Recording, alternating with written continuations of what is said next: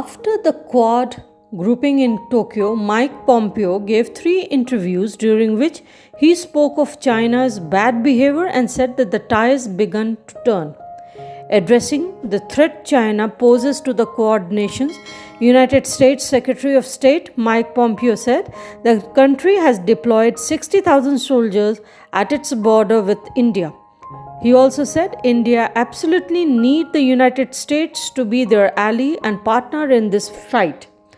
Foreign ministers from the Quad countries, the US, India, Australia and Japan met in Tokyo on Tuesday for the first in-person talks since the pandemic began. On his return to the US, Pompeo gave 3 interviews during which he spoke of China's bad behavior and said the tides begun to turn.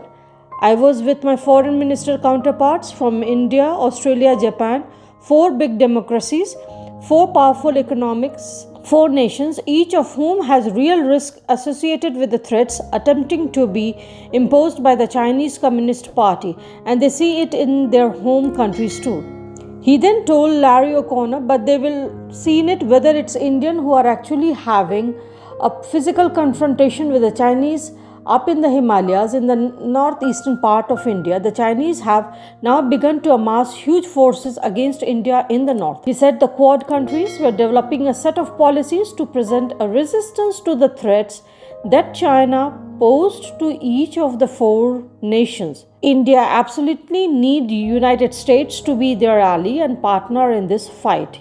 He further said, the world has awakened, the tides begun to turn, and United States under President Trump leadership has now built out a coalition that will push back against the threat and maintain good order, the rule of law and the basic civic decency that comes from democracies controlling the world and not authoritarian regimes, he further added.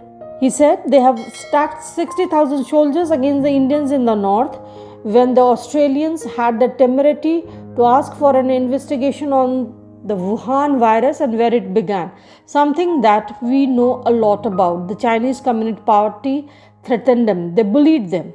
We need partners and friends. They will certainly try to react, but what the Chinese Communist Party had become accustomed to, frankly, for an awfully long time was watching America bend a knee, watching us turn the other cheek and appease them.